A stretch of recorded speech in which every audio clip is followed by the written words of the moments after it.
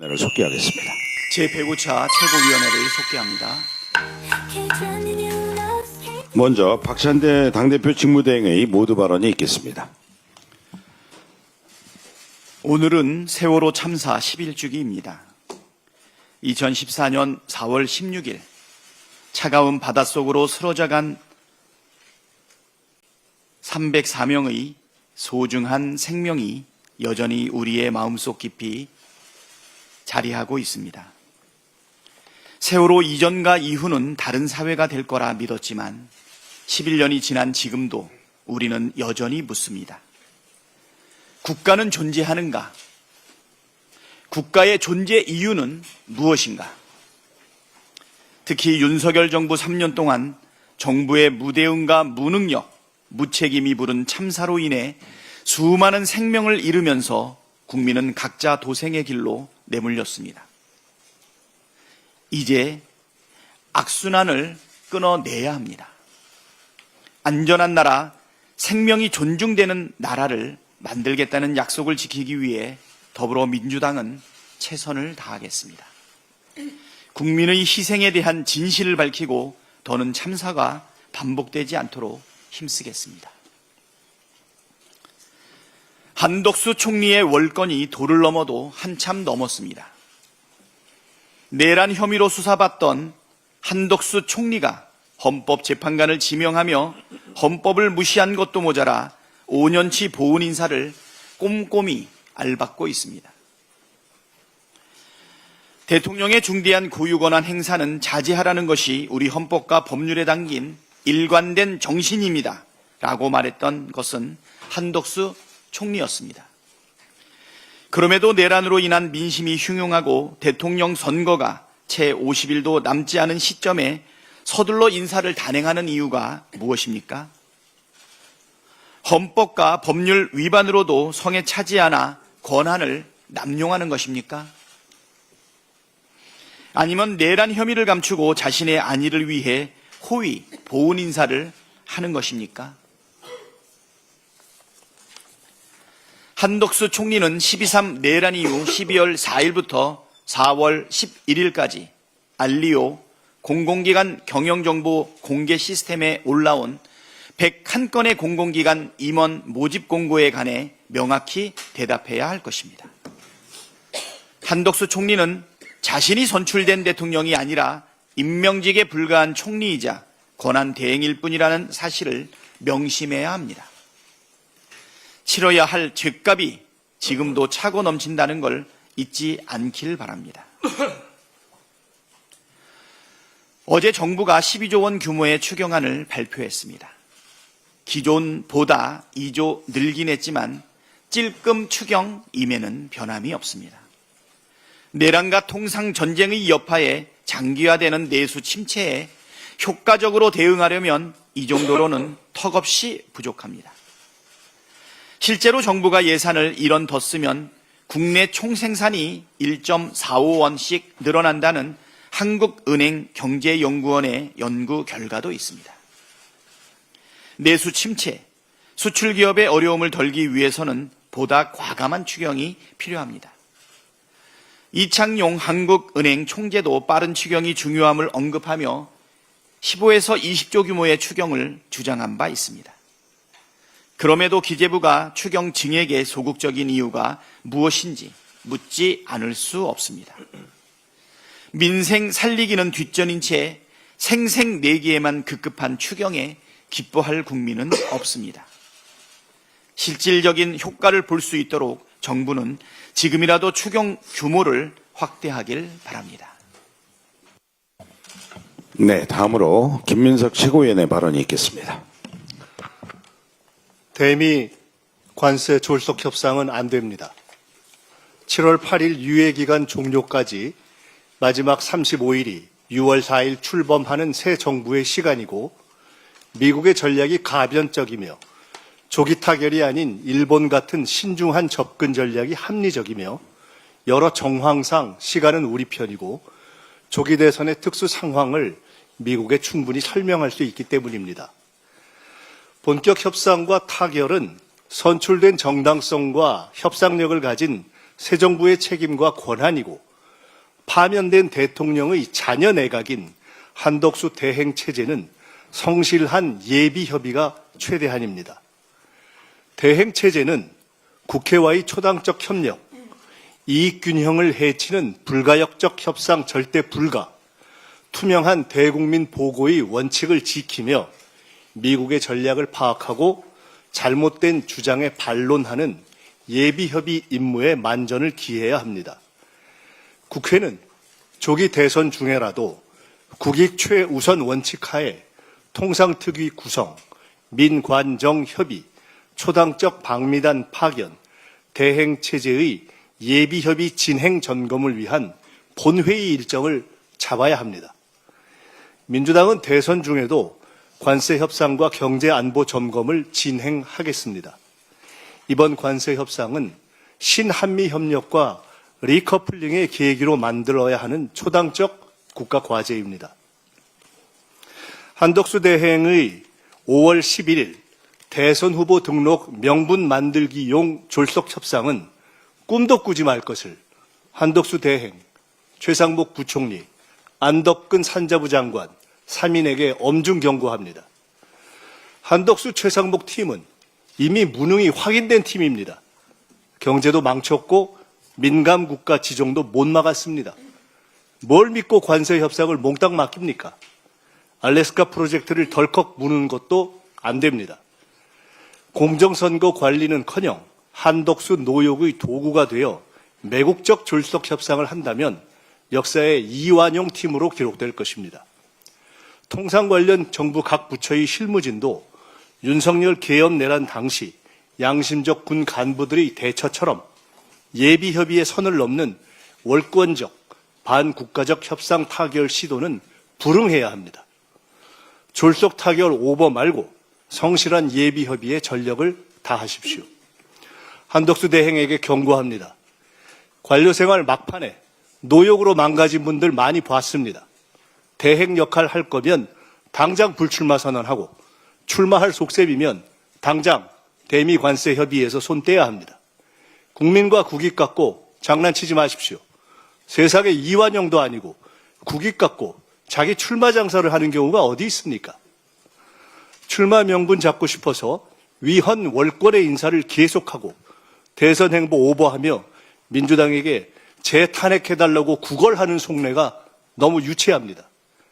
불출마 기사가 나자 총리실이 나서서 불출마는 아니라고 언론 플레이를 하는 코미디는 또 뭡니까? 안 부끄럽습니까?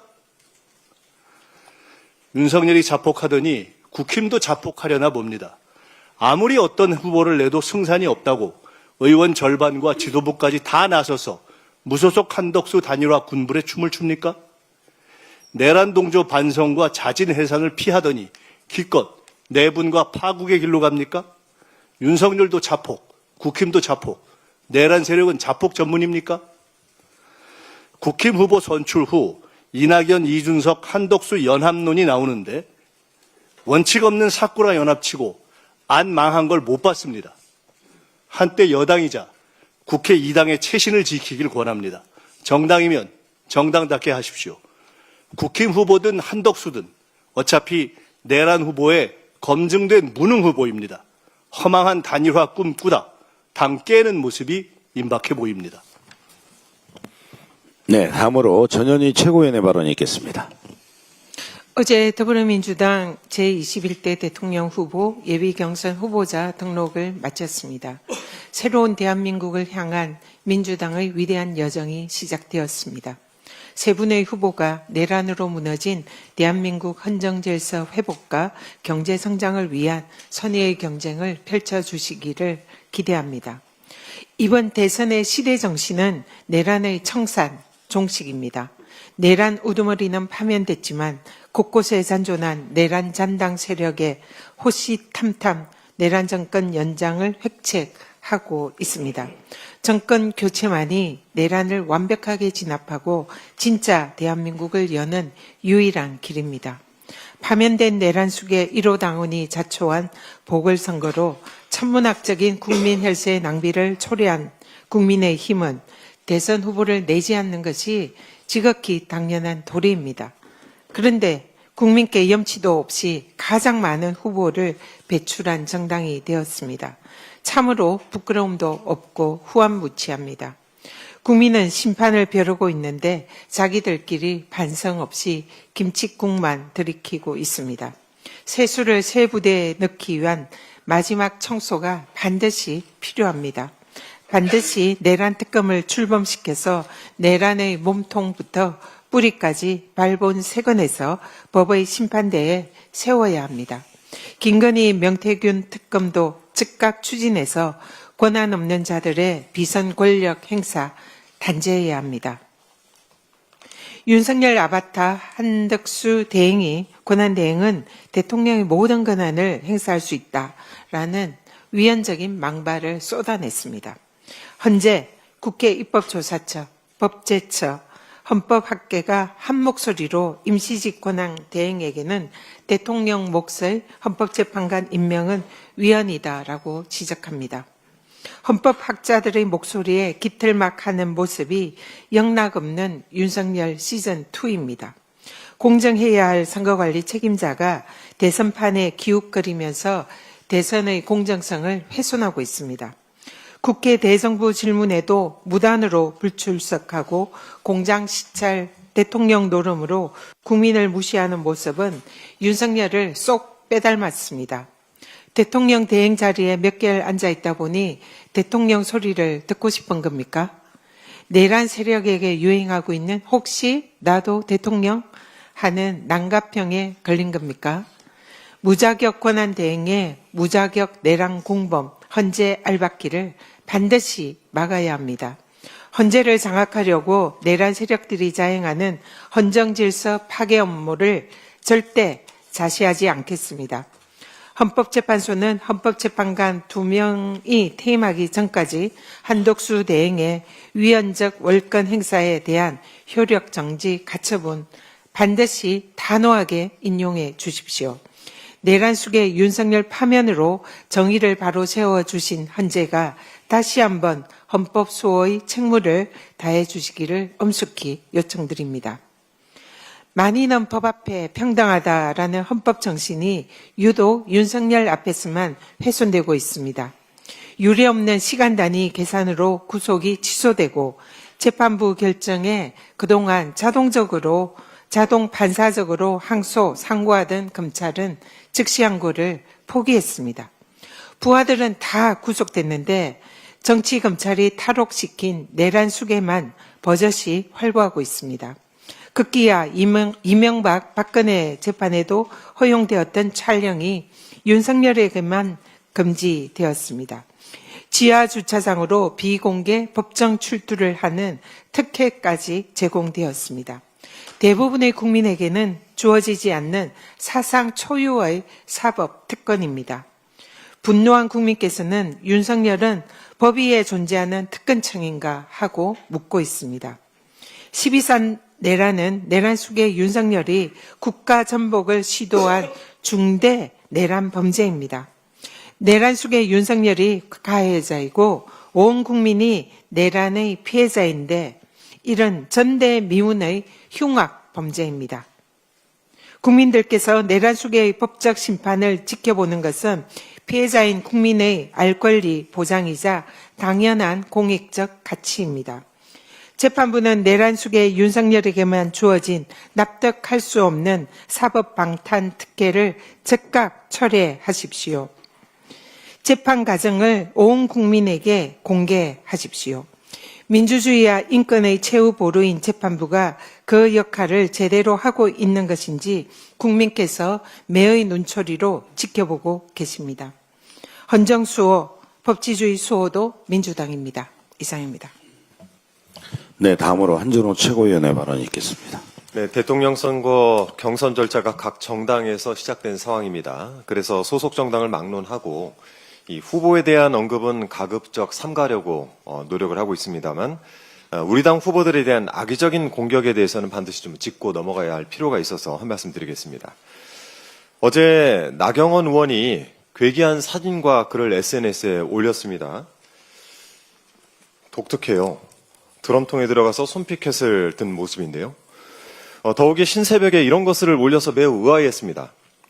드럼통에 들어갈지언정 굴복하지 않는다라는 글도 난해해서 해독하기가 쉽지 않은데 이 자리에 계신 분들은 이해가 되시는지 잘 모르겠습니다. 우리로선 뜻이 뭔지 알기가 쉽지 않습니다. 나경원 의원은 대체 왜 드럼통에 들어갔는가 궁금해서 잘 들어가지도 않는 커뮤니티를 들어가보고 이것저것 좀 찾아봤습니다. 찾아보니까 일베 등 극우 성향의 커뮤니티에서 이재명 전 대표를 조롱할 때 쓰는 비하의 언어가 바로 드럼통이더군요. 정말 수준하고는. 그동안 나경원 베스트의 준말인 줄 알았던 나 의원의 별명 나배. 실은 나경원 일베의 준말이 아닌가 싶습니다. 과거 일베 폐쇄를 반대했던 나경원 의원의 극우 본색이야 이미 알려진 바가 있지만 본인의 대선 캠프에도 극우 인사로 채운 것이 아닌가 싶습니다. 극우에 의해서 기획되고 실행된 것으로 추정되는 이 폭망한 캠페인은 그저 극우를 향한 메시지로 보입니다. 드럼통에 사람 하나 묻는다고 진실까지 묻힐 것이라 생각하지 말라. 드럼통에 들어갈지언정 절대 굴복하지 않겠다. 이 말을 다시 해석해보니 의문이 듭니다. 그러니까 나경원 의원은 대체 뭔지도 알 수 없는 그런 진실을 알고 있다는 것인가? 그리고 그것을 이재명 전 대표가 감추라고 겁박을 했다는 뜻인가? 만약 이런 취지라고 한다면 허위사실 유포에 명예훼손으로 고소 고발을 수백 번 당해도 모자랄 사안이라고 판단이 듭니다. 혹시라도 이재명 전 대표에 대한 메시지가 아니었다라거나 이제 와서 주어는 없었다라고 하진 않겠죠. 참고로 나경원 의원이 YTN 뉴스퀘어에 출연을 해서 젊은 사람한테는 이재명 전 대표가 드럼통으로 불린다라고 직접 발언한 사실이 대대적으로 보도가 된 바가 있습니다. 정말 지저분합니다. 이런 맥락에 비춰보면 나경원 의원이 뭔가 엄청난 진실을 숨기고 계신가 본데 더불어민주당이 든든하게 지켜드릴 테니까 한번 시원하게 폭로를 한번 해보시기 바랍니다. 안 그래도 나경원 의원에게 묻고 싶은 진실이 많습니다. 그런데 그 가운데 한 가지만 좀 물어보겠습니다. 패스트트랙 재판 잘 받고 계시죠? 1심만 6년째 끌고 있는 일명 빠루 사건에 대한 재판이 지난 14일에 있었습니다. 이날 나경원 의원은 대선 경선 일정을 핑계로 5분 만에 이석을 했다고 합니다. 심지어 재판장이 오전 재판만 하겠다라면서 이석을 만류했다고도 하죠. 언론 보도에 따르면 피고인과 증인이 재판에 불출석하는 일이 잦아서 이 패스트트랙 재판을 6년째 끌고 있었다라고 합니다. 주어를 바꿔보면 더 어처구니가 없습니다. 다른 사람더러 사법 리스크니 재판 지연이니 운운을 할 입장이 아니겠죠. 자신에게 닥쳐온 법의 심판을 등지고 뇌물, 횡령 등 혐의로 유죄를 선고받은 자를 예방하러 갔습니다. 그날 5분 만에 이석을 해서 나경원 의원이 찾은 사람은 이명박 전 대통령이었습니다. 명색이 판사 출신인 자가 대체 법을 뭘로 하는 겁니까? 이런 인물이 대통령 하겠다고 나서는 것 자체가 바로 국민의힘 수준입니다. 이 밖에도 확인해야 할 진실이 법카 사용 등 너무나 많지만 시간 관계상 다음 기회에 묻도록 하겠습니다. 그리고 패스트트랙 사건 공소 취소와 관련된 진실 게임 이번 기회에 한동훈 전 대표와 잘 한번 시시비비를 가려보시길 바랍니다. 이상입니다. 네, 다음으로 김병주 최고위원의 발언이 있겠습니다. 네, 더불어민주당과 국민의힘의 경선 후보 등록이 마감됐습니다. 본격적인 대선 레이스가 시작된 것입니다. 이번 선거의 시대 정신은 내란 종식입니다. 이를 수행할 수 있는 대통령을 뽑는 선거입니다. 무너진 헌정 질서를 바로잡고 민주주의를 회복해야 합니다. 민주당은 내란 종식과 사기 민주정부를 반드시 만들어낼 것입니다. 국민 여러분 함께해 주십시오. 우려가 현실이 됐습니다. 미국의 민간 국가 리스트가 어제 공식 발효됐습니다. 우리나라가 포함되어 있습니다. 윤석열 정권의 특대형 외교 참사입니다. 한미동맹에 금이 갔습니다. 차기 정부에 큰 숙제를 남겼습니다. 과학기술 분야 등에서 여러 불이익이 예상됩니다. 한덕수 대행은 제밥에 관심을 가질 때가 아닙니다.